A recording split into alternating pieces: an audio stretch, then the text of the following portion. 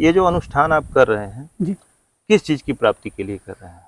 देखिए, प्रथम नंबर तो ये है कि हमें माई के दर्शन करने। एक माँ को घर में दुखी छोड़ करके, दूसरी माँ में जबकि वो मिल ही नहीं सबसे सकती। बड़ी माँ है, और दूसरी माँ को जंगल में खोज रहे हैं, नहीं मिलेगी। तो सबसे पहले तो हम जहाँ तक जानते हैं कि माँ बाप से बढ़ के इस संसार में कोई भगवान नहीं बिल्कुल, ये होता। सबसे अच्छी बात। अब इसके बाद आपका जीवन का उद्देश्य क्या है? देखिए, मेरे जीवन का उद्देश्य तो यही है कि जब तक माई के दर्शन नहीं होते जी तब तक हमारी साधना चालू रहेंगी, जी। और फिर इसके बाद राम जाने। यहाँ पे आपके कुछ निशान बन गए हैं। निशान बन गए? किस चीज के निशान है? तो वो कौन सा होगा? जैसे कोई इस पे लगाया जाता हो, थोड़ा सा आप ऊपर से बाल हटाएं, स्पष्ट मालूम हो रहा है। ऐसे निशान, ऐसे जैसे सीधे चंदन लगा दिया जाता हो। कहाँ है चंदन? कुछ भी तो नहीं नहीं, हमें पूरा दिखाई दे रहा है। है। आपको दिखाई दे रहा है? कब हुआ ये? राधे राधे दोस्तों, गुरु ज्ञान गौरव यूट्यूब चैनल से मैं आपका भाई उमेश यादव। दोस्तों, मैं इस समय चित्रकूट के जंगल में हूँ, और दोस्तों आपको आवाज़ हो सकता है सुनाई दे रही हो, हालांकि ये माइक है, बाहर की आवाज़ को रोक देता है, तो हो सकता है न सुनाई दे रही हो। माँ मंदाकिनी की आवाज़ बहुत खूबसूरत सुनाई दे रही है। दोस्तों, जैसा कि आप जानते हैं कि मैं लगातार जंगलों में, पहाड़ों में, गुफाओं में, कंदराओं में रहने वाले संत महात्मा का वीडियो आप लोगों को दिखाता रहता हूं। और दोस्तों, ऐसे घने जंगल में, बीहड़ जंगल में, जंगली हिंसक जीव जंतुओं के बीच में हमारे संत महात्मा लोग तपस्या करते हैं। तो दोस्तों, आज इसी कड़ी में मैं चित्रकूट के जंगल में चल रहा हूं। एक महाराज जी रहते हैं, उनको मैं, वो बहुत ही ऐसे स्थान पे, निर्जन स्थान पे रहते हैं जहाँ जल्दी कोई नहीं पहुँच पाता है। तो दोस्तों, उनके लिए मैं एक लाइट लिया हूँ। उनके वहाँ बत्ती जलाने की भी कोई व्यवस्था नहीं है, कोई लाइट नहीं है। तो एक दिन मैं गया था और उनके पास जाता हूँ, उनसे मैं पूछता हूँ कि महाराज जी, जो भी आपकी ज़रूरत हो आप बताइए, मैं लाता रहूँगा। तो इसलिए हमेशा जाता हूँ और उनको सामान पहुँचाता रहता हूँ। तो दोस्तों, अब मैं चल रहा हूँ आज फिर, और ये सोलर लाइट है, सौर ऊर्जा से चार्ज होने वाली। तो इस लाइट को महाराज जी को पहुँचाऊँगा।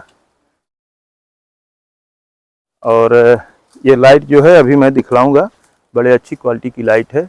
यह सिंगरौली ज़िला में रहने वाले एक अधिकारी हैं, उन्होंने भेंट किया है, वो हमको भेजे हैं वहाँ से, और यहीं चित्रकूट में ही हमने रिसीव किया है। तो दोस्तों, अब चलते हैं महाराज जी के पास, यह भेंट उनको पहुँचाएँगे और कुछ सत्संग भी लेने की कोशिश करेंगे।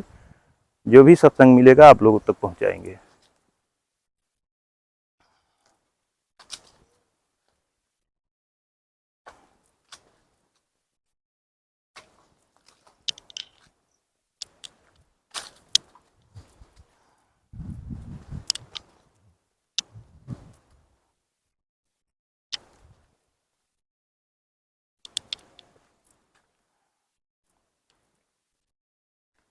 महाराज जी, जय सीताराम।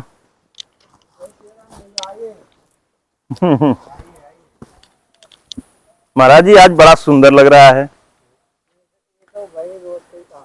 इतनी साफ सफाई, और इस जंगल में महाराज जी।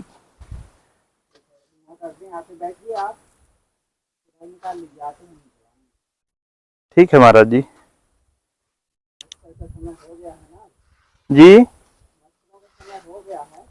हाँ महाराज जी, मच्छरों का समय तो हो गया है, और थोड़ा सा महाराज जी सामान है, इसको आप कृपया लेना तो अच्छा रहेगा। भैया महाराज जी नहीं है क्या? वो भैया है पीछे की तरफ, उनका हवन नियम पूरा हो गया है। अच्छा अच्छा। तो कल जो है हवन करने की सोच रहे हैं।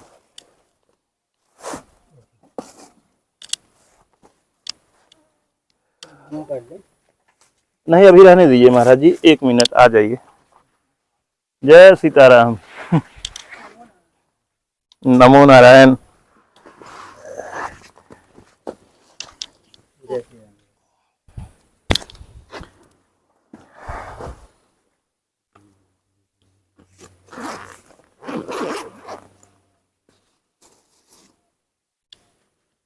साग सब्जी लाए। हाँ साग सब्जी लाए। हाँ महाराज जी, हम कहे कि अब आप चूंकि जाते नहीं कहीं, तो ये भैया तो रह रहे हैं 1 महीना से, पूछ लो कि हम साग कहीं सब्जी जाते तो हैं। महाराज जी आप साग सब्जी भी नहीं लाते हैं। कहीं नहीं जाते हम जन्नत में। 4 महीना में एक चक्कर तो आटा चावल मान लीजिए, दाल तो रोज ही बनती है, थोड़ा सा सब्जी भी जरूरी है। और महाराज जी वो जो एक लाइट हम ले आके दिए थे, जी। उसका रिस्पांस कैसा है? उसका हम फोन कर 2 बार गए हैं उनके पास, तो कल से अच्छा, भंडारे में लगे हुए हैं, तो जैसे तैसे फोन नहीं हो पाया। फोन नहीं कर रिस्पांस पाए। कैसा है महाराज जी? उसका ये है कि भाई जैसे कि हल्का, अगर सूर्य प्रकाश कम होता है तो उसकी लाइट नहीं जलती दिखाई देती, पता नहीं चलता कि चार्ज हो रही है कि नहीं हो रही। अच्छा पर जलने में तो वो 3 घंटा से 4 घंटा तक जो है रेगुलर जलती है, बढ़िया जलती है। बढ़िया जल्दी। ठीक है महाराज जी, एक लाइट हम लाए हैं और ये भी अच्छी क्वालिटी का लाइट है। अब तो रिजल्ट बढ़िया दे तब अच्छा माना जाएगा। और इसमें महाराज जी कई सिस्टम है। इधर ऊपर आ जाएगी ना, ऊपर आ जाएगी। महाराज जी आप ऊपर चलो। अब इसको चूंकि मैं भी यूज नहीं किया हूँ, और यह लाइट महाराज जी भेजे हैं सिंगरौली जिला में, एक इंस्पेक्टर साहब हैं, उन्होंने भेजा है। तो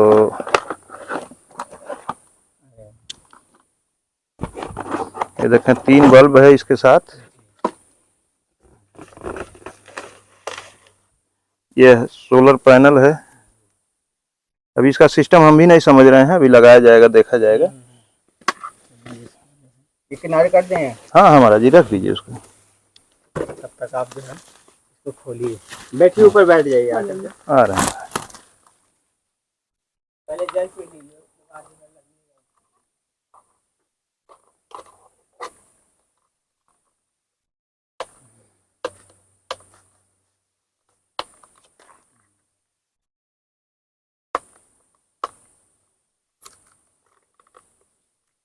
हम भी बड़े वो थे कि आपसे एक बार बात हो जाए। जी, हम तो इंतजार कर रहे थे आपका। हम इसलिए नहीं, इसलिए थे कि अगर आप हमारे क्षेत्र में जाइएगा बहुत है। तो महाराज जी लाइट तो ये मतलब दोनों तरफ से जल रही है, और ये हमको लगता है चार्जिंग के लिए होगा। और ये जो है इसी में होंगे कहीं। इससे हमको लगता है ये बल्ब जलेगा। हाँ यही है जो इसकी पैनल।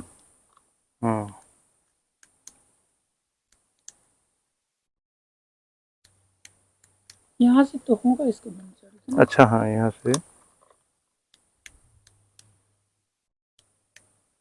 हमको लगता है चार्ज नहीं है महाराज जी, तब नहीं जल रहा है। चलो कल लगा के देखो।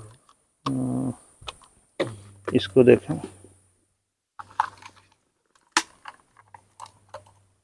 अच्छा, अलग अलग है सर, हम समझे कि एक में 2 है। नीचे वाले ना हो,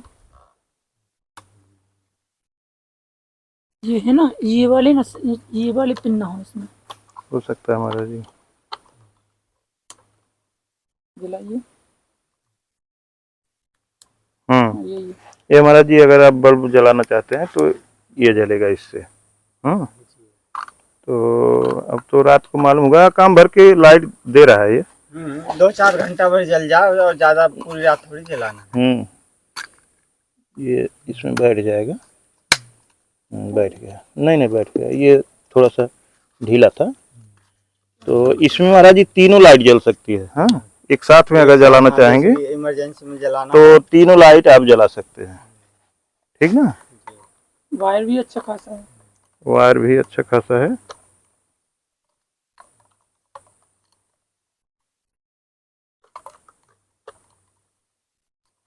ये अभी नहीं जल रही है, इसको टांगने के लिए भी दिया हुआ है।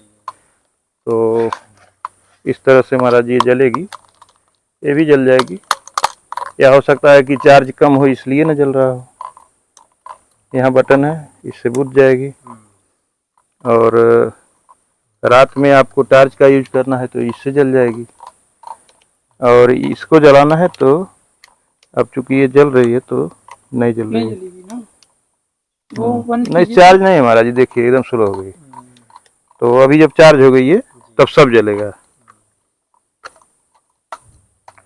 अच्छा, ये चार्जिंग के लिए जो दिया है, ये सोलर प्लेट आप धूप में रख देंगे और इसमें लगाएंगे यहाँ से, तब चार्जिंग शुरू हो जाएगा इसका। लगा के देखिए।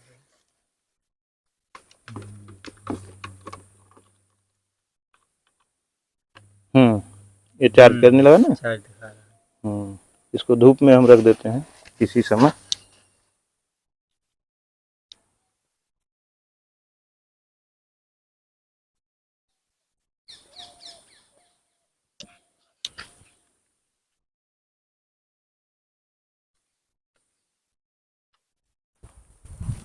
दोस्तों, जिस महाराज जी की कुटिया पे हम पहुंचे हैं जंगल में, ये बहुत ही घनघोर और घने जंगल में है, एक बार बता चुका हूं। और यहाँ पर कोई चाह करके भी नहीं आ पाता। नहीं लोग आता। रास्ता भी पूछते हैं, हम बताते भी हैं तो भी नहीं जान पाते, और क्योंकि जंगल में महाराज जी सही जानकारी दी भी नहीं जा पाती। क्योंकि कौन सा जगह हम बताएं कि इस पेड़ से उस पेड़ की तरफ चले जाइए, या कोई गली चौराहे मोहल्ले होते नहीं हैं, तो इसलिए जानकारी भी नहीं दे मिलती है। और बिल्कुल महाराज जी, इसके बीच में मैं कुछ बोल दूं कि जो हमारे गुरुजी हैं, ये चाहते ही नहीं यहाँ कोई आए। हाँ, और ऐसे महाराज जी ऐसे तपस्वी हैं कि जो चाहते भी नहीं हैं कि कोई हमारे पास आए, और न तो किसी से कुछ चाह रखते हैं। कोई आकर के कहे कि महाराज जी मैं कुछ आपको करना चाहता हूं, तो कहते हैं नहीं, हमको जरूरत ही नहीं है। वो रास्ता ही नहीं बनाते आने के लिए। जी। और दोस्तों, आपको परिचय करवा दूं, आप मतलब संत भी कहा जा सकता है और युवा भी कहा जा सकता है। बिल्कुल बिल्कुल बिल्कुल। और आप मध्य प्रदेश के छतरपुर जिला के रहने वाले हैं, और नोएडा में सर्विस करते थे। जी, क्यों की नौकरी थी मेरी, करेंसी एक्विफाइड मैनेजर की। जी, वहाँ से शायद आप रिजाइन दे चुके हैं। जी बिल्कुल, लेके आए हम। क्योंकि एक दिन पहले मैं आया था, 3-4 हाँ, दिन पहले बिल्कुल, आया था, बिल्कुल। तभी जानकारी आपने हमको दिया था। तो आप इतनी अच्छी सर्विस करते थे, लेकिन आपका मन ऐसे अध्यात्म में लग गया कि जब मैं आया था, उस दिन आया था, आज तो नहीं हमने देखा, आज भी वो जगह है, तो बैठ करके माँ की प्रतिमा रख करके, देवी माँ की, दुर्गा जी की, वहाँ पर आप थोड़ा सा वो स्थान जा करके दिखला दीजिए। वहाँ बैठ करके आप एकदम ध्यान साधना में मगन थे। हम लोग आधा पौन घंटे के करीब बैठे थे वहीं पे। आप साधना जो जगह हम दिखा रहे हैं, वहीं पे बैठ करके आप साधना में अपने लीन थे।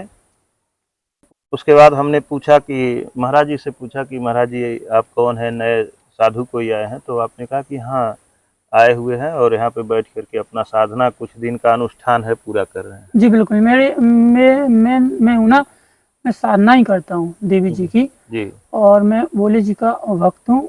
जहाँ तक मेरा जीवन है, जितना भी रहेगा, जी। वो साधना काल में ही बीतेगा। जी। तो ये तो आपके विषय में जानकारी थी, लेकिन थोड़ा और भी आपके बारे में हम जानना चाहते हैं, अपने दर्शकों को बताना चाहते हैं पूछिए कि ये साधना आप किस लिए कर रहे हैं। देखिए, साधना होती है दो तरीके की। जी। एक साधना होती है अपने आध्यात्मिक के लिए, जिससे हम किसी इष्ट से जुड़ें, वो इष्ट हमसे जुड़े। जी। ठीक है, और जुड़ के वो हमेशा साथ रहे। इनको दो तरीके से हम प्राप्त कर सकते हैं। जी। एक होता है भजन मार्ग, जी। जो कि हमारे गुरुजी कर रहे हैं। भजन में और साधना में फर्क इतना है कि भजन मार्ग में जो चलने वाले साधु हैं, संत महात्मा जी हैं, वो बिना संकल्प के भजन करते हैं। जी। तो वो बिना संकल्पित भजन फलीभूत होता है, जी। उसमें लगता है बहुत समय। आपने देखा होगा कि कई साधु ऐसे हैं जो सालों से 20-20 साल, 25-25 साल तक जी। तपस्या कर रहे, राम नाम ले रहे, जब लेकिन वो राम नाम सार्थक साधना, उसी राम नाम को एक साधना बना के आप कीजिए नियमबद्ध तरीका से कि मुझे इतने दिन, इतने समय, इतने जाप करना ही करना है। तो हमें लगता है ये जो साधना होती है, संत महात्मा लोग करते हैं, जो जी, जी। अनवरत करते रहते हैं, जी जी जी, हमें जैसा लगता है ये अपने मोक्ष प्राप्ति के लिए हाँ करते बिल्कुल हैं। होता है। और ऐसा संतों के द्वारा बताया गया है हमको कि यह एक जन्म तक नहीं होता, ये जन्मों जन्म तक होता है। जी संत अपनी साधना को जाप करते रहते हैं, राम नाम का जाप या जो भी जिसका अपने इष्ट का जाप करते हो, करते रहते हैं। करते करते एक दिन वृद्ध हो जाते हैं, शरीर शांत कर लेते हैं, इस शरीर को छोड़ देते हैं। कुछ संत तो ऐसे होते हैं कि जो जीते जी समाधि ले लेते हैं, साधना बिल्कुल करते बिल्कुल हुए लेते हैं, बिल्कुल। समाधि में चले जाते हैं। उसके बाद फिर वह जन्म लेते हैं, अगला जन्म होता है। फिर एक किसी निर्धारित अवस्था में पहुंच करके वो फिर अपनी साधना को स्टार्ट कर देते हैं। बिल्कुल ये होता है। और कभी कभी वह जैसे बाल्यकाल में ही कोई साधक बन जाता है और बहुत अच्छे साधक हो जाते हैं, आजीवन बाल ब्रह्मचारी साधक कहे जाते हैं।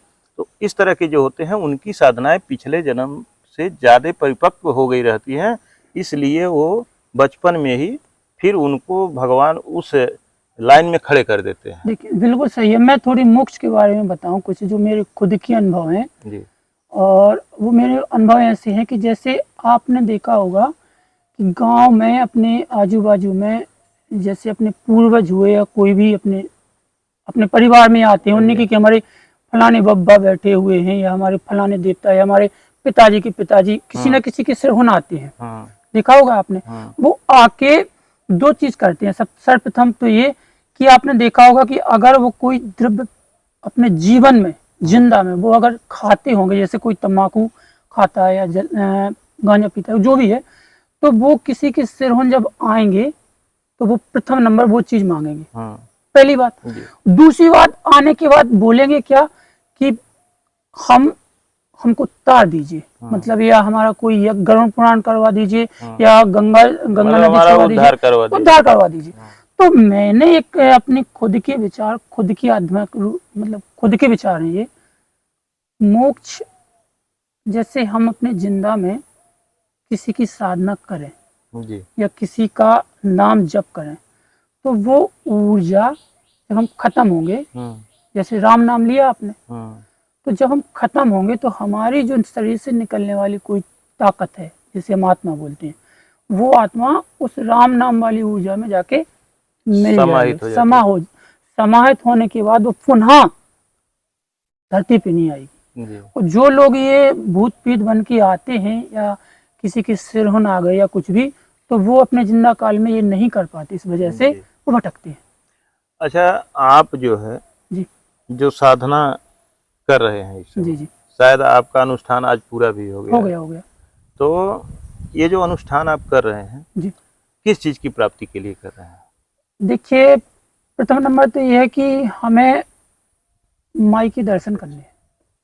मेरी कुल देवी है भुवनेश्वरी माँ, वो 10 महाविद्याओं में चौथी महाविद्या है, बहुत क्लिष्ट देवी है। बस यही, कोई वो विशेष कुछ नहीं है, बस यही है कि हमें दर्शन करने हैं जी, और कुछ नहीं, आपको दर्शन करने हैं बस। कोई तो कई दिन का अनुष्ठान आप किए हैं? ये 41 दिन का हो चुका है। इसके पहले भी हमारे हुए हैं जी, और काफी दिव्य अनुभव हुए जी जी। 41 दिन पूरा हो चुका हमारा। तो क्या आपको कुछ माँ की, जैसे आप दर्शन की बात कर रहे हैं, जी जी, दर्शन हुआ? देखिए, दर्शन तो प्रत्यक्ष रूप से नहीं हो पाया अभी। तो क्या कुछ अनुभूति? हाँ, अनुभूति होती है। अनुभूति से मतलब यह है कि जैसे हम मंत्र जाप करते हैं तो शरीर में एक वाइब्रेशन ऐसी होती है जैसे कोई एक करंट दौड़ता है ना शरीर के अंदर जी, एकदम रोम रोम खड़े हुए, एकदम ऐसे कि अगर हम ऐसे बैठे हैं तो शरीर ऐसा लगेगा कि धरती से मतलब संपर्क नहीं है, सारा वाइब्रेशन है, एकदम झंझोर, ऐसा जैसे हिला रहा हो कोई, इस टाइप के अनुभव। और ऐसा लगता है कि जैसे आजू बाजू से कोई घूम रहा हो, आजू बाजू से कोई घूम रहा हो। मतलब कोई माँ के रूप में घूम रहा हो या किसी और रूप में आपको अनुभूति हो रही है? अनुभूति यही होती है कि जैसे माँ के, जैसे फोटो में जो चीज हमारे चित्रण होते हैं, जो कंटिन्यू हम देखते रहते हैं 41 दिन तक, देखते रहते हैं, जाप करते हैं, देखते हैं, जाप करते हैं, तो वही चित्त लेके माँ, जैसे किसी का गदा लिए हुए हैं या चक्र लिए हुए हैं या माँ ने अंकुश 5 धारण किए हुए हैं, तो वही आपको जब ध्यान में बैठोगे तो वही दिखेगा, वही चीज आपकी आजू बाजू में घूमेगी, तैरेगी, दौड़ेगी। आपके मन में जब ऐसे कुछ अनुभूतियां होती हैं, एक झंझनाहट होती है, आभास होता है, बिल्कुल होता है, माँ के मतलब आपके शरीर में करीब पहुंचने का कुछ आभास होता है जी, तो क्या उस समय आपका मन ये कहता है कि अगर माँ मेरे इतनी करीब आ रही है, मैं घने जंगल में आकर के बैठा हूँ, अनुष्ठान साधना कर रहा हूँ, तो अब मैं और घने जंगल में चलूं जहाँ पे कोई न मिले? यहाँ पे तो मान लीजिए महाराज जी मिलते हैं या हम जैसे कोई लोग पापी मनुष्य आ जाया करते हैं, तो क्या ऐसा भी कभी कभी आपके मन में आता है? बिल्कुल आता है कि हम ये भी स्थान छोड़ दें और चलें एकदम बीच घने जंगल में बैठ जाएं, जहाँ सिर्फ जीव जंतु ही कभी मिल सके, बाकी इंसान से मुलाकात ही? बिल्कुल आता है। हमने प्रार्थना भी की थी जब हमारा लास्ट दिन था जी, कि यहाँ पर हमें डिस्टर्ब हो रहा है कि भैया हमें कुछ ऐसे स्थान दीजिए जहाँ पे कोई ना हो, जी। अकेलापन हो। जी। इसी वजह से हम यहाँ से लगभग कल निकल जाएंगे जी। और मुझे यकीन है, विश्वास है, कोई ना कोई ऐसा स्थान मिलेगा जहाँ पे कोई ना हो, तो अकेला हो बस। कल क्या सोच के निकलेंगे? यहाँ से घर जाना चाहेंगे या नहीं, फिर नहीं, कहीं घने जंगल में जाके अब तपस्या और करना चाहते घने जंगल में जाएंगे, घर नहीं जाना हमें। हैं? जी। हम घने जंगल में ही जाएंगे, यहाँ से निकलेंगे। जी। यहाँ से कोई ऐसा स्थान देगी माँ, कहीं ना कहीं बिहड़ जंगल में, ना कोई आता हो ना कोई जाता हो, बस अकेले हों, जी। बस ये प्रार्थना की हमने। हम निकलेंगे यहाँ से। जी। तो क्या अब आपको हम थोड़ा सा भौतिकता में ले जाना चाहते हैं? जी बिल्कुल, ये तो बोलिए। आप आध्यात्म में एकदम आपका मन लग गया है। जी बिल्कुल। क्या आपके मन में ये ख्याल नहीं आता कि आपके घर में कौन-कौन है? मेरे घर में अच्छा खासा परिवार है, माँ है, बहन है, माँ है, पापा हैं, भैया हैं, बहन है, जी। और एक हम हुए, 2 भाई 1 बहन है बस। तो क्या ये नहीं आपको लगता है, आप शायद जब से आए हैं 41 दिन हो गया, आप अपने घर से भी संपर्क नहीं किए हैं? किए हैं, मैंने 15-20 दिन पहले कॉल किया था। माँ से बात हुई थी हुँ। और भाई से भी हुई थी, सिस्टर से भी हुई थी।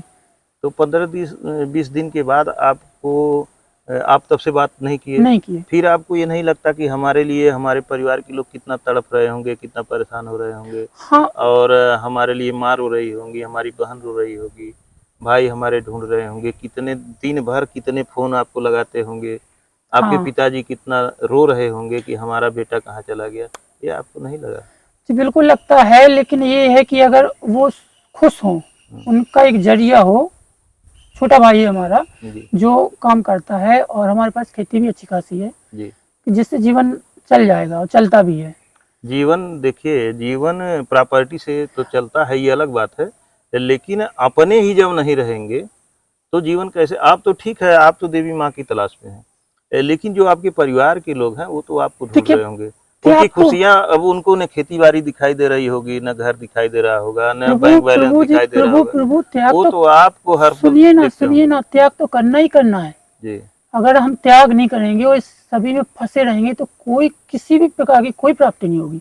आपने देखा हम होगा। ये कह रहे हैं कि आप धीरे-धीरे उसको छोड़िए, आप उन लोगों से बातें भी करते रहिए, आप उनको समझाइए कि हमारा मन लग गया, हम थोड़ा तपस्या करना चाहते हैं और आप लोग खुश रहिए, हम भी हाँ यहाँ हाँ, खुश अब हैं, देखिए कोई दिक्कत नहीं है। तो ऐसे अगर आप उन लोगों को कन्विंस कर लेंगे, तो वो लोग भी खुशहाल रहेंगे। हाँ हो कर, सकता है आप तो यहाँ से नहीं देख रहे हैं, हो सकता है माँ रो-रो करके बिस्तर पे बेहाल पड़ी हों। नहीं, उनसे बात करते हैं ना, हमने 15 दिन किया। अब यहाँ से जाएंगे तो हम उनसे बात करेंगे, वीडियो कॉल करते हैं, जी। बात करते हैं। ऐसा नहीं है माँ बाप के बिना आज्ञा है और वो दुखी हो तो हमें कोई चीज़ हाँ, प्राप्त भी वही नहीं बात होगी। हम कहना चाहते हम हैं। उनको बताते एक हैं, माँ को घर में दुखी छोड़ करके, दूसरी माँ में जबकि वो मिल ही नहीं सबसे सकती, बड़ी माँ है और दूसरी माँ को जंगल में खोज रहे हैं। नहीं मिलेगी। तो सबसे पहले तो हम जहाँ तक जानते हैं कि माँ-बाप से बढ़ के इस संसार में कोई भगवान नहीं बिल्कुल, ये होता है। सबसे अच्छी बात। तो अब हम आते हैं अध्यात्म पे जी आपसे, बिल्कुल क्योंकि बिल्कुल। आप एक युवा हैं और आपका मन अध्यात्म की तरफ गया है, तो अब हम उस तरफ आपसे बात करना चाहते हैं। एक बच्चा जब पैदा होता है, धरती पे आता है, जी वह निर्विकार होता है, निर्दोष होता है, कोई उसके अंदर दोष नहीं होता। उसको न कोई बुरा दिखाई देता है, न कोई अच्छा दिखाई देता है। तो उसके अंदर कैसे संचार होते हैं? सबसे पहले तो आप एक चीज़ सोचिए, एक चीज़ जानिए कि जैसे हम आपको बिल्कुल जीरो से लेके चलते हैं, जब बच्चा पैदा होकर ज़मीन पे आया, जी। ठीक है ना, चाहे किसी का भी ले लीजिए, आप पशुओं का ले लीजिए, गाय का ले लीजिए। हाँ। सर्वप्रथम तो सोचने वाली बात ये है कि गाय का बच्चा पेट में से बाहर निकला जी।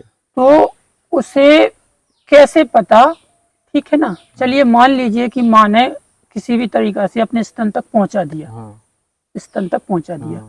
लेकिन जो प्रकृति है जी। चूसने वाली दूध, उस बच्चे की मेमोरी में कौन डालता है जी। कि दूध को तुम चूसोगे। जी। वो छोटी सी क्रिया, बिल्कुल, वहां से वो लेके वो ज्ञान का- मेमोरी डाउनलोड होती है। हाँ, वो ज्ञान कहाँ से आता है? वो छोटी सी वो ढक्का, जिंदगी को चलाने वाला वो पहला ढक्का, वो ज्ञान, वो मेमोरी में सेट, मेमोरी में कौन करता है, जी। ठीक है ना। वहां से लेके चलिए, वो जो सेट करता है वो ज्ञान, जी। उसकी प्राप्ति तक। जी। अब जैसे ही हम थोड़ी से बड़े हुए हल्के से, तो हमारा एक माहौल होता है, हमारा एक परिवार होता है जो हमें धीरे धीरे करके अपने इष्ट के प्रति हमारे अंदर, जी। अब सोचना इस चीज को कि जैसे आप हिंदू में हो तो आपके आजू बाजू में माहौल किनका रहेगा? राम जी का या हिंदू से जुड़े हुए देवताओं का। जी आपके अंदर वो देवता डाले जाएंगे, जी पिताजी डालेंगी, माताजी डालेंगी, आपका परिवार, आपके दोस्त यार मित्र सब लोग जी कि राम जी हैं उनके बारे में।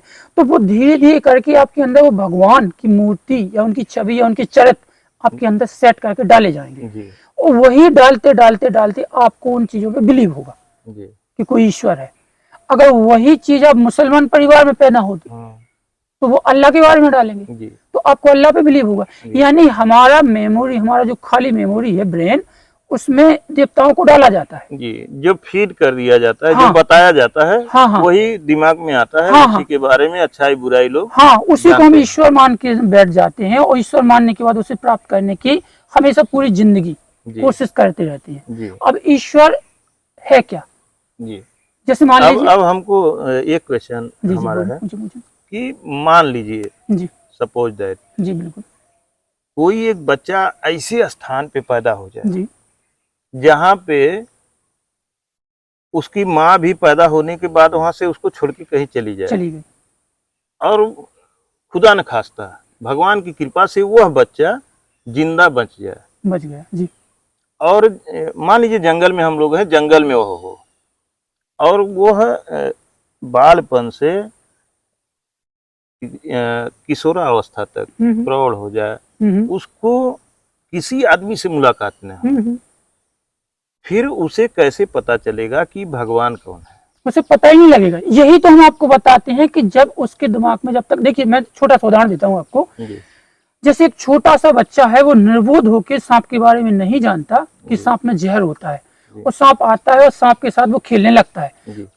किस्मत और कल्पना देखिए ईश्वर की कि वो सांप उस बच्चे को काटता भी नहीं, काटता भी, वो भी खेलने लगता है। क्यों? जी आपने एक चीज और लॉजिक देखी होगी, अपने आप में एक अनुभव किया होगा। जैसे कभी किसी के बारे में आप सोचोगे जी कि यार वो फलाना व्यक्ति बड़ा अच्छा है, जी और सडनली वो व्यक्ति आ जाए आपके पास, आ जाता है ना, हम्म। आप क्या बोलते हैं? यार भैया आप ही की तो हम बात कर रहे थे, क्या बात है यार, आप आ गए। तो ऐसा कभी कभी होता है, होता हम ही है। किसी के बारे में सोचते हैं कि फोन लगाएं, मोबाइल निकालते हैं, तब तक हाथ में लेते उधर से उसी आदमी का फोन आ जाता है। आता है ना, ऐसा तो क्यों होता है? वही बता रहे कि वो बच्चा जो निर्बोध है, जिसे पता भी नहीं है सांप के बारे में, जी वो सांप से खेलता भी है, जी वो सांप उसे काटता भी नहीं। उसी के अलावा अगर आप उसके सामने बैठ जाओ, सांप के सामने, जी वो आप खेलने लगो तो आपको काट खाएगा। क्यों? जिसके बारे में आप बात कर रहे हो सडनली वो तुम्हारे सामने आ जाता है। क्यों? तो ऐसा क्यों होता है? वही हम बता रहे, यही तो ऊर्जा है, यही तो लॉजिक है, यही इसी में तो ईश्वर छुपा है। जी हम पहले बच्चे को देखते हैं जब वो बच्चा खेल रहा है। जी देखिए, सर्वप्रथम उस बच्चे के अंदर ना तो उस सांप के बारे में जानकारी है, जी कोई जानकारी नहीं कि इसमें जहर है। जी अगर ये इसमें जहर है, ये काटेगा, इससे इंसान मारता है कुछ भी, उस बच्चे के अंदर ये चीज डाली ही नहीं गई अभी जी ब्रेन में। जी और जब वो डाली नहीं गई तो जैसे ही सांप उस बच्चे के सामने आएगा तो उसके अंदर उस सांप के प्रति कोई सत्यता पैदा नहीं होगी। अपने अंदर से जो नेगेटिव ऊर्जाएं है ना, जी वो निकलेंगी ही नहीं। और जब वो ऊर्जाएं निकलेंगी नहीं तो सांप उस ऊर्जा के प्रभाव में आएगा नहीं, और जब आएगा नहीं तो वो काटेगा नहीं। जी और इसी के विपरीत में अगर आपके सामने सांप गुजरे तो आपको सांप के बारे में पूरी नॉलेज है, जी तो आप जैसे देखोगे तो ये आपके अंदर अपने आप आ ही जाएगा कि सांप बड़ा जहरीला है, ये किसी को काटेगा, कोई इंसान मर जाएगा, इसे मार डालो। जी। वो सत्यता। अच्छा, ऐसा भी देखा गया है, बहुत लोगों के मुंह से आप सुनेंगे जी कि सांप अगर मिलता है तो, हालांकि होना तो यही चाहिए कि सांप को नहीं मारना हाँ जी, चाहिए, लेकिन ऐसा सुना गया है कि जो लोग सांप को मारते हैं उनको बार बार सांप दिखाई देते हैं, उनको बार बार मिलते हैं। जो लोग कहते हैं कि हम सांप कभी नहीं मारते, हम ही कहते हैं हम ही नहीं मारते हैं, कभी नहीं मारते, हम जंगलों में घूमते हैं, हमको सांप कहीं नहीं दिखाई देते। जी बिल्कुल। कभी कभार हमको मिल भी जाते हैं तो अपना रास्ते से जा रहे होते हैं, हम अपने रास्ते से चले जाते नहीं हैं। बोलते, अगर आपको, आप उनके बारे में या उनसे किसी प्रकार की क्षति ना पहुंचा, वो नहीं बोलते। अच्छा, एक चीज बताएं जी कि जैसे ऐसा भी होता है कि मान लीजिए आप किसी के बारे में, कोई आदमी है जिसे आप जानते हो जी और उसको बार बार आप सोचते हैं कि ये आदमी बहुत खराब है, ये आदमी बहुत गलत है, ये आदमी हमेशा गलत काम करता है, ये आदमी बड़ा दुष्ट स्वभाव का है, तो वो आपके साथ गलत व्यवहार ही करता है। हाँ, यही तो ऐसा क्यों होता है? मैं बता रहा हूँ ना ये। और अगर कितना भी गलत आदमी हो, आप उसके बारे में सोचते हैं ना, यार ये बहुत अच्छा आदमी है, हाँ हाँ, बहुत अच्छी, इसी ऊर्जा के बारे में बता बहुत रहे हैं। अच्छा आदमी थोड़ी है। आप- ये आदमी तो झूठों उस आदमी को लोग गलत कहते हैं, इंसान तो कभी गलत हो ही नहीं बिल्कुल सकता। बिल्कुल। अब मैं वो आदमी आपसे गलत होते हुए भी अच्छा व्यवहार करता है, ऐसा क्यों मैं होता बता रहा हूँ। थोड़ी बैक में जाइए, जो हमने पहले कहा था कि आप किसी के बारे में सोच रहे हैं और सडनली आ जाए, है? जी यहाँ से लेते हैं हम। होता क्या है कि जैसे हम किसी के बारे में सोचते हैं या किसी को याद करते हैं, तो हमारे अंदर से निकलने वाली उसकी छवि के सहित, ठीक है, और उसकी भावनाओं के सहित जो वाइब्रेशन निकलती है, जो ऊर्जाएं निकलती हैं, वो हमारे आभा मंडल में घूमती हैं, पहली बात। और उसी आभा मंडल में अगर जिसकी तुम बात कर रहे हो, जिसकी चर्चा कर रहे हो, उस आभा मंडल के कनेक्ट में वो व्यक्ति है या आ गया, तो वो आपकी ऊर्जाओं से प्रभावित हो जाएगा। वो अगर उसे जाना कहीं और होगा ना, तो सडनली आपकी याद आ जाएगी। वो जा रहा है उस रास्ते, लेकिन आ जाएगा आपके पास। क्यों? क्योंकि आपने इस प्राकृतिक में, इस नेचर में कुछ वाइब्रेशन छोड़ी है उसके प्रति, जी। इसलिए वो आप, तो ये ऊर्जा क्या है? इसी ऊर्जा को हम जानना चाहते हैं। यही तो ऊर्जा है, यही तो ईश्वर है, हम बताते हैं। आपने एक और बोला था, क्या बोला था ये, कि हाँ किसी मित्रता के प्रति, शत्रु के प्रति अच्छे भाव रखो, तो वो हमारे प्रति अच्छे भाव रखता है। होता क्या है, इस सारा ब्रह्मांड में जो कुछ भी है, ये सिर्फ ऊर्जा का खेल है। जी हम अगर किसी व्यक्ति, आप एक छोटा सा एग्जांपल अपने घर में ट्राई कीजिए। जी आपके घर में जो आपसे सबसे ज्यादा प्रेम करता हो, माँ को छोड़ के, जी जो सबसे ज्यादा प्रेम करता हो, उसके बारे में, खैर करना नहीं, एग्जांपल बता रहा हूँ, उसके बारे में घर बैठ के, जो आपके संपर्क में हो, कम से कम 100 200 5 6 10 फुट की दूरी पे हो, जी। उसके बारे में नेगेटिव सोचिए। इसमें दूरी मायने नहीं रखती। रखती है, जितनी करीब होगा उतनी जल्दी प्रभाव पड़ेगा। अगर वही जाके आप 100 किलोमीटर दूर हो जाओ, जी तो वो प्रभाव आपका कम पड़ेगा। ये देख लेना, आप करके देखना। जी ये हमारे अंदर से निकलने वाली जो सोच है, जी ठीक है ना, वही जिसके बारे में हम सोचते हैं, उस इंसान तक जब वो सोच पहुंचती है, तो उसकी सोच हमारे प्रति वैसी हो जाती है जैसी हमने यहाँ से सिग्नल उसको भेजे। जी। बस यही है। हमने एक बीच में बात शुरू किया था जी कि जंगल में अगर बच्चा जी जी, बोलिए बोलिए। पैदा हो जाए और किसी से मुलाकात न हो जाए, वो हो और वो बड़ा हो जाए, जी बिल्कुल। तो उसके बारे में हमने बात किया था। तो जैसा आपने कहा कि उसे पता ही नहीं चलेगा कि भगवान कौन है, जी जी, लेकिन मेरा मानना है कि उसे सबसे पहले पता चल जाएगा कि भगवान कौन है। उसके सामने कुछ ऐसी घटनाएं घटित होंगी कि उसे अवश्य पता चल जाएगा। देखिए मैं बताता हूँ उसको पता कैसे लगेगा। जी। वो ये नहीं जानेगा कि राम जी भगवान है, वो ये नहीं, जानेगा, उसको रूप तो नहीं मालूम होगा। हाँ हाँ, वो नेचर को भगवान मानते लेकिन हुए, अच्छाई बुराई वो भी समझेगा कि क्या वो अच्छा है, क्या तो बुरा जानवरों में भी है। है। जी वो तो नहीं है, उनके अंदर तो नहीं है इतनी अपनी कितनी विकसित बुद्धि, लेकिन उनके अंदर भी, किसी गाय को आप प्यार से हाथ फेरना स्टार्ट कीजिए, वो आपके पास रहने लगेगी। जी कहीं जा रही होगी, पहले नंबर आपके पास आएगी। जी तो एक नेचर की एक देन है। जी उस व्यक्ति जो जंगल में अकेला भटक रहा है, उसे ये नहीं पता होगा कि राम भगवान है या कृष्ण, जी लेकिन उसे ये पता होगा कि भगवान है। क्यों? क्योंकि इस नेचर से, आप अच्छा एक चीज लगा के देखिए, इतना बड़ा पेड़ है, पेड़ का, बरगद का पेड़ है, इसका बीज कितना सा, इतना सा है बिल्कुल, जी है कि नहीं? तो क्या वो जंगल में घूमने वाला व्यक्ति के अंदर इतनी बुद्धि नहीं होगी कि कोई तो है जो इतने से बीज में से इतने बड़ा वृक्ष निकालता है? जी तो वो नहीं मानेगा कि ईश्वर है। बिल्कुल मानेगा। इसी आधार पर वो मान लेता है कि कोई है जी। जो ईश्वर है, जो इस सृष्टि को चला रहा है। और अच्छा, अब आपसे हम एक चीज और जानना जी। चाहेंगे कि लोग धर्म अधर्म की बात करते हैं, जी जी, ये धर्म क्या है? हाँ, मैं सबसे पहले एक बात बताऊं, धर्म एक प्राचीन काल से चली आ रही एक सोच है, जी जो सर्वप्रथम कोई होंगे जो हम नहीं पहचानते। बहुत समय पहले जाइए आप, जी हर धर्म में कोई एक होगा जी जो प्रतिष्ठित होगा। जी उस व्यक्ति की विशेष सोच है जो अच्छा होगा, उस अच्छाई को उसने एक लिपिबद्ध करके ग्रंथ बना दिए, फिर उसको जिसने पढ़ा उसके द्वारा बनाए गए कुछ और ग्रंथ, फिर उसने पढ़े उसके द्वारा बनाई कुछ और ग्रंथ। एक सोच जो अच्छाई की, लिख लिख की अच्छाई जो ग्रंथों में डाली गई, रखी गई, वो एक धर्म का रूप हमारे सामने आके खड़ा हो गया। हमारे समझ से ये धर्म नहीं है, यह एक परंपरा है। परंपरा इससे तो मिलता हुआ धर्म है नहीं, हम जो हमारे धर्म की हमारी परिभाषा है, हम जानते हैं कि हमारे द्वारा अच्छा, किए गए सत्कर्म ही धर्म है। ठीक है, अच्छी बात है। हम एक आपसे पूछते हैं कि हम जो अभी वर्तमान में बंधे हुए हैं, कौन से आधार पे हम ये निष्कर्ष निकालते हैं कि हमें अपने पिता के प्रति अच्छे व्यवहार करने चाहिए, माँ के प्रति अच्छे सिखाता कौन है हमें? किताबें या बुद्ध जो अच्छे पुरुष होते हैं वो?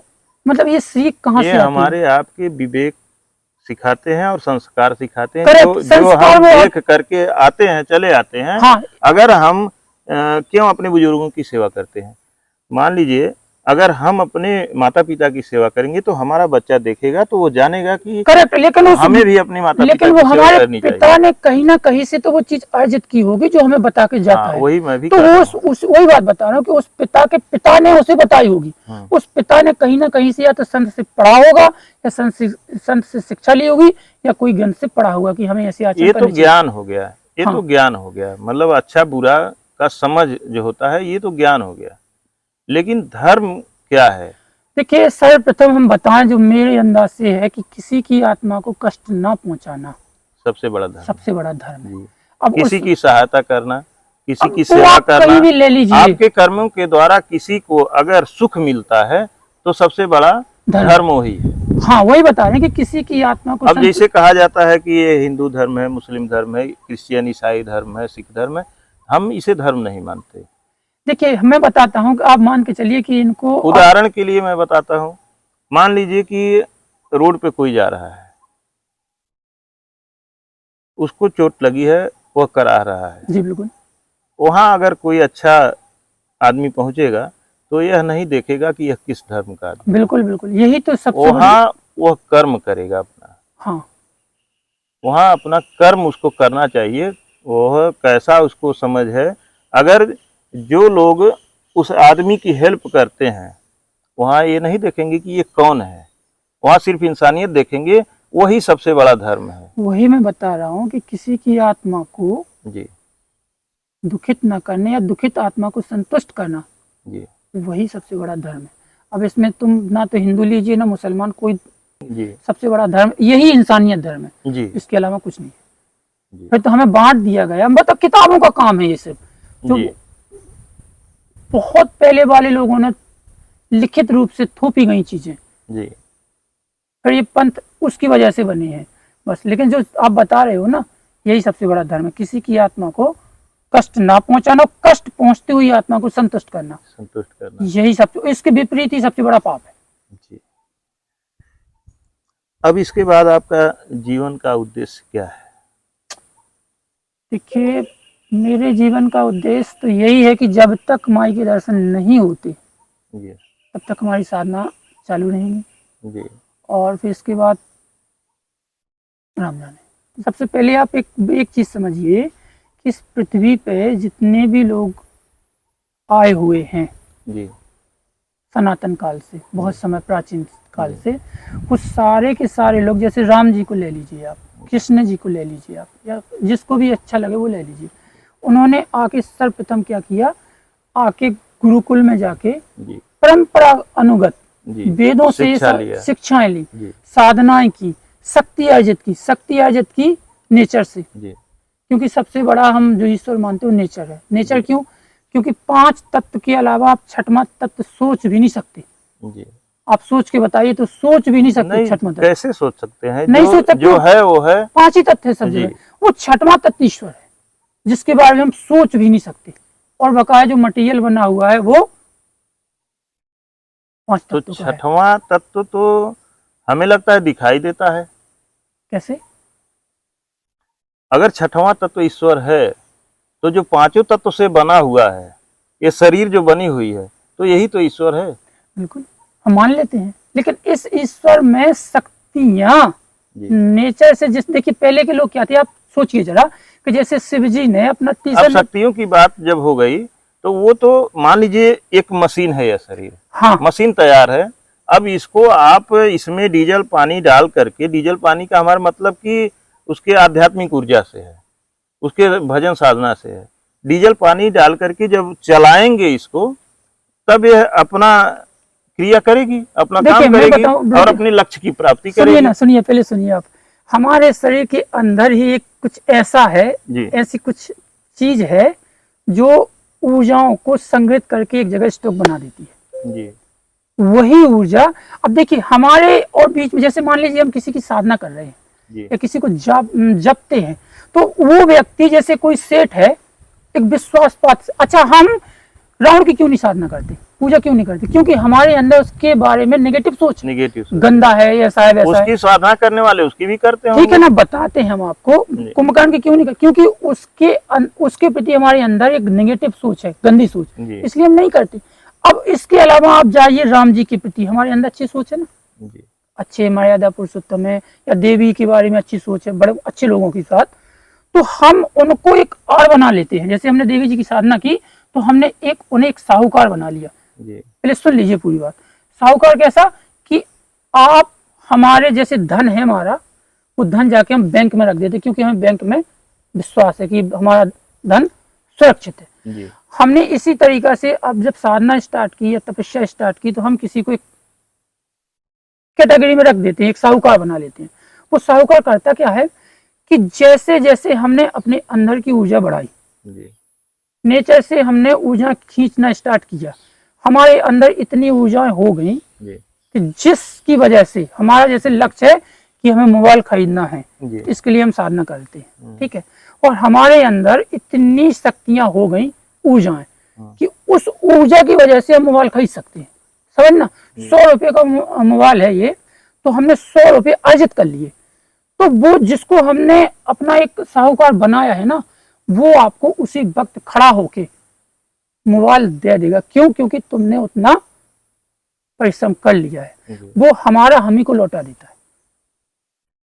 अच्छा है कि जानना चाहते हैं जी कि आप जब घर से निकले होंगे तो क्या इतनी व्यवस्था लेकर के निकले कुछ भी थे नहीं। कि जितने दिन हम रहेंगे कुछ अपने भी पास नहीं। पैसा रहेगा, कुछ भी नहीं, खाएंगे, हमारा पिएंगे? बैग चेक कर लीजिए, ये कपड़ा है जो पहने, सेट है ये हमारी, जी और एक जीन्स का पैंट होगा और बैग होगा। हाँ, 2 जीन्स के पैंट थी, एक सेट थी, एक और सेट थी, जी बस, कुछ भी नहीं। जेब में कुछ रुपए थे, ऐसे ही लगभग होंगे कुछ- 1000 रुपए से भी थोड़ी, 15 2000 रुपए के समथिंग होंगे। जी। वो निकले हुए में काफी दिन हो गए। तो फिर उसके बाद मान लीजिए किराए भाड़े में वो भी पैसे तो खत्म हो गए होंगे, हो गए, हमारी पहली साधना में हो गए थे। साधना में खत्म हो गए। आप उसके लिए तमाम चीजें, जैसा हमने अनुष्ठान करते हुए देखा है, तो जी, वहाँ बिल्कुल। आप सामग्री भी तमाम रखे हुए थे। जी जी।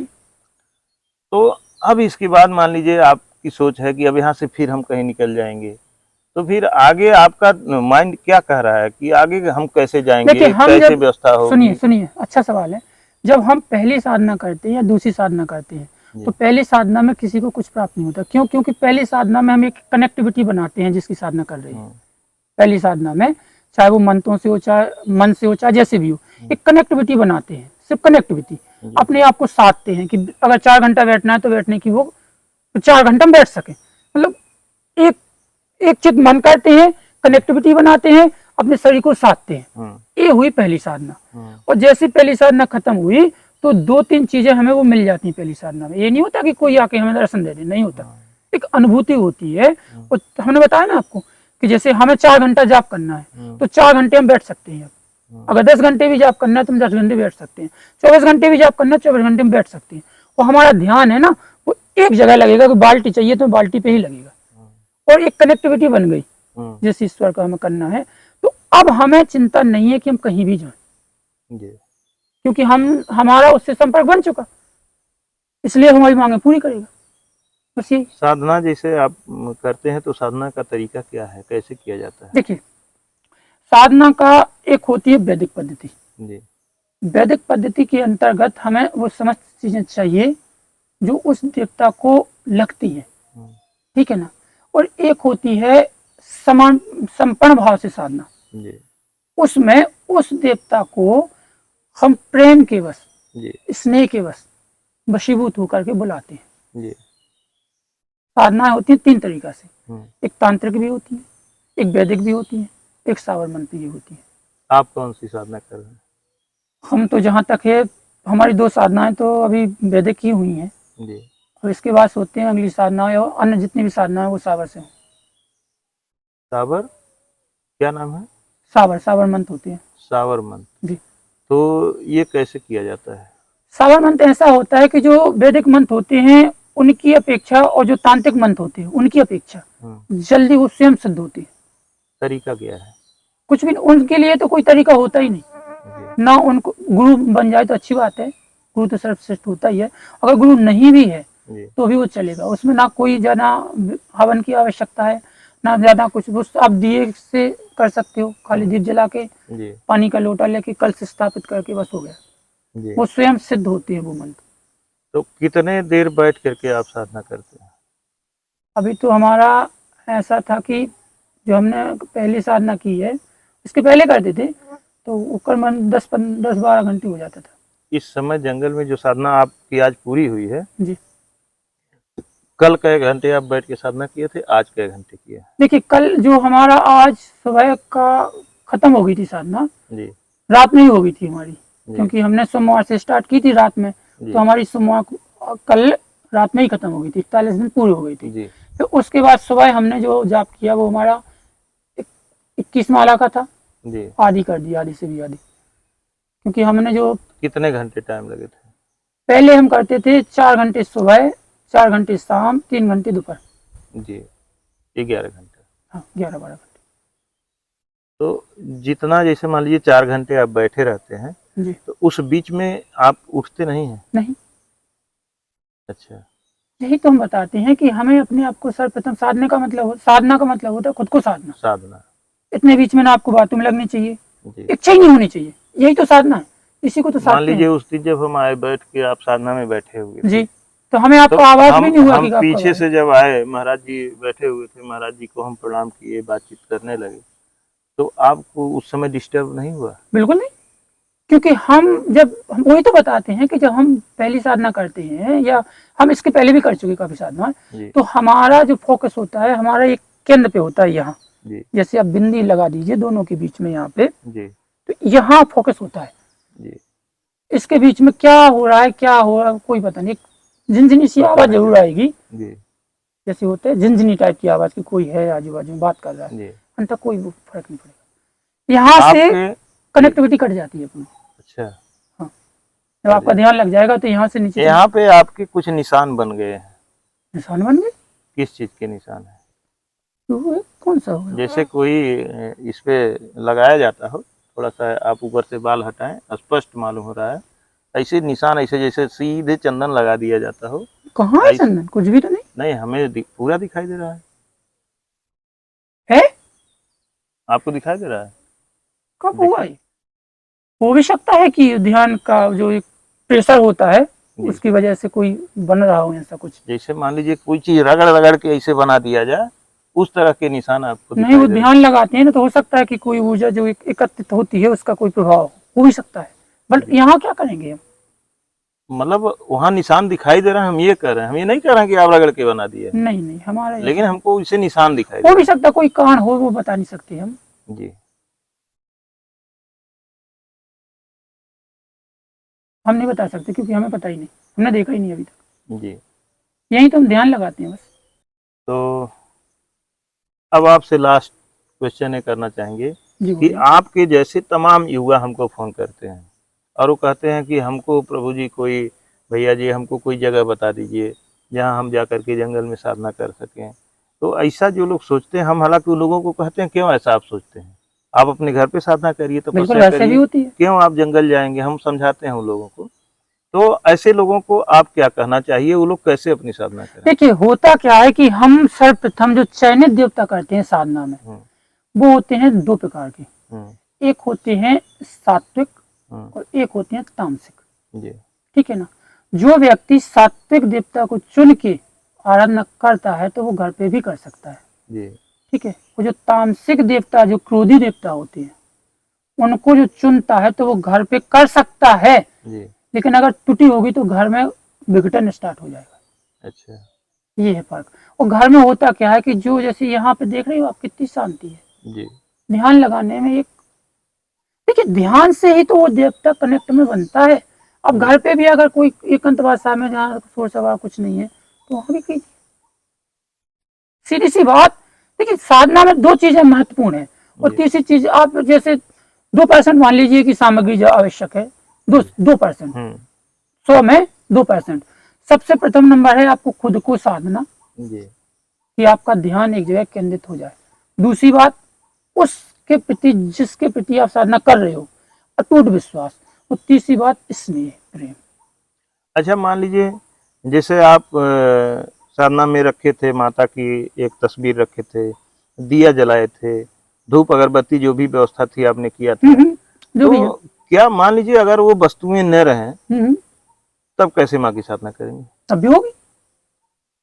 जी वो वस्तुएं, देखिए वो वस्तुएं होती हैं माँ को प्रिय, जी ठीक है। तो उन वस्तुओं में से निकलने वाली जो अच्छी ऊर्जा, जैसे अगरबत्ती आप जलाओगे तो उसमें, माँ को वो वस्तुएं प्रिय होती हैं कि साधक की साधना प्रिय होती है? देखिए साधक की साधना तो सर्वप्रथम प्रिय है, जी। लेकिन अच्छा मान के चलिए जैसे आप यहाँ आए, हमें क्वेश्चन, जो लोग नहीं समझ पाएंगे हाँ हाँ ठीक वो है, ठीक है। हमारे क्वेश्चन का अर्थ नहीं निकाल सकते, गलत निकाल सकते हैं। हमारे कहने का मतलब, हम इसको इसलिए आपसे पूछ रहे हैं, थोड़ा स्पष्ट भी कर देना चाहते जी हैं जी।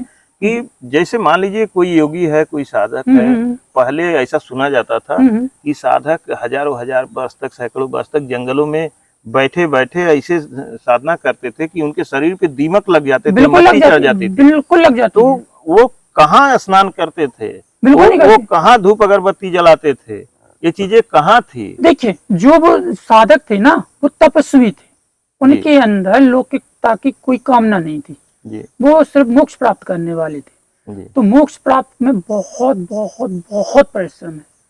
तो जो साधनाएं होती हैं वो होती है क्षणिक। जी जैसे 41 दिन की आपने साधना की, इसके बाद आप किसी भी देवता की लगातार 10 साधना कर दीजिए, जी वो देवता आपके सामने खड़ा होगा। साधना का मतलब ही होता है कि हम, सीधी सी बात, नियम में बंधे हुए हैं। माँ का जब दर्शन हो जाएगा तो आप माँ से क्या कहेंगे? जब दर्शन होगा, जी ठीक है ना, जी तो जब हम अपनी माँ से अंदाज लगाइए, माँ सामने है, जैसे आप कहीं कीचड़ में लोट पोट के आए हुए हो, जी आप चेतन हो, ये नहीं कि निर्बोध नहीं हो, चेतन हो। जी किसी बस शराबी होने के कारण या किसी भी तरीका से आप कीचड़ में लोटे हुए हो, तो जब माँ आपके सामने आएगी, या सही भी हो, तो आपके अंदर क्या होगा? वही तो मैं जानना चाहता हूँ तो वही तो आप सोचिए कि कि अगर उनके दर्शन ही हो जाएं, जी वो प्रेम, जी बस यही है, यही बोलेंगे कि माई जब तक जिए साथ रहिए, हमें कुछ नहीं चाहिए। जी ठीक है महाराज जी, आप भावुक हो गए और हमारा उद्देश्य ये नहीं था। आपका माँ के प्रति प्रेम है, माँ के चरणों में प्रेम है, और हम भी माँ से यही आराधना करते हैं कि माँ आपको दर्शन दें। और हमने आपको साधना करते हुए देखा है, हमें पूर्ण विश्वास है कि आप एकदम दिल से, मन से माँ की साधना कर रहे हैं। तो आपके साथ आपका अनुभव हम जानने की कोशिश किए, आपके अंदर बहुत कुछ जानकारियाँ हैं, ये हम जानने की कोशिश किए, और अपने दर्शकों को हम इससे अवगत कराने की कोशिश किए। तो अगर हमारे द्वारा आपको कोई कष्ट हुआ हो तो कृपया क्षमा करें। नहीं नहीं, हम तो सिर्फ और जाते जाते यही बोलेंगे कि देखिए, जो साधक हैं, हमको तो अभी गुरु नहीं मिल पाया, जी नहीं बना पाए, या उस इष्ट की ऐसी कृपा होगी कि कोई गुरु होगा जहाँ तक हम नहीं पहुँच पा रहे। जी तो जो साधक हैं, कृपया ऐसे गुरु का चयन कीजिए जी जिसने अपने जीवन काल में कुछ हासिल किया हो, जी जी बिल्कुल, बिना बिना गुरु ठीक के है ना। हमें जो साधना। दर्शन नहीं हो पा रहे हैं, जी यही है कि हमारा गुरु नहीं है, जी। वरना तो सबसे प्रत्येक, पहले आप गुरु हाँ, ही चुनिए। वो हम छोड़ रखे हैं ना माई जी के ऊपर, कि जी हमें उस गुरु तक पहुंचाइए, ये भी सही है, क्योंकि हम माँ नहीं ही आपको गुरु देंगी। हाँ, हम नहीं पहचान पाते हैं भैया, हमारे अंदर अभी वो उतनी ताकत नहीं है कि हम पहचान लें कि ये कैसा व्यक्ति है। जी कैसे पहचानेंगे बताइए जी आप? जी बिल्कुल बिल्कुल सही है, हम पहचानने में चूक कर देते हैं, हमें बहुत बिल्कुल। से गलत गुरु मिल जाते अब हैं। तो आप बताइए, कलयुग का इतना बड़ा विशिष्ट प्रभाव है कि अगर कहीं राम जी निकल जाए धनुष बाण लेके तीनों जी लोग, तो लोग यही कहेंगे कहीं रामलीला चल रही है, जी जी जी कहीं से कोई एक्टर जा रहे हैं। एक्टर जा रहे हैं, हाँ, बताइए, ये प्रभाव है। तो भगवान बताओ, पर भी लोग शक कर देंगे कि अरे ऐसा कहाँ हो सकता है। वही बता रहे कि अब बताओ हम कैसे गुरु को पहचाने, जब हम जी साक्षात वो भी अगर खड़े हो जाए। वो तो एक चाहने वाले को पता होता है, चाहने वाले को पता होता है कि ईश्वर होते क्या है, बस। जी अगर उसको तुम किसी भी रूप में मानो वो उस रूप में आ जाएगा। जरूरी नहीं है कि राम या कृष्ण में हो, किसी रूप में मानो वो उस रूप में आ जाएगा। जी ठीक है महाराज जी, आपको बहुत बहुत धन्यवाद। दोस्तों इसी के साथ वीडियो समाप्त करते हैं, और अगर वीडियो अच्छी लगी हो तो कृपया आप लाइक करें, अपने दोस्तों के साथ शेयर करें, और अभी तक अगर आपने हमारा चैनल सब्सक्राइब नहीं किया है तो कृपया सब्सक्राइब कर लें। और एक प्यारा सा कमेंट, वीडियो में एक युवा संत से, एक युवा साधक से, माँ के सच्चे भक्त से आपको क्या अनुभव मिला, ये आप हमें ज़रूर बताइएगा। मिलते हैं किसी और संत के चरणों में। धन्यवाद दोस्तों।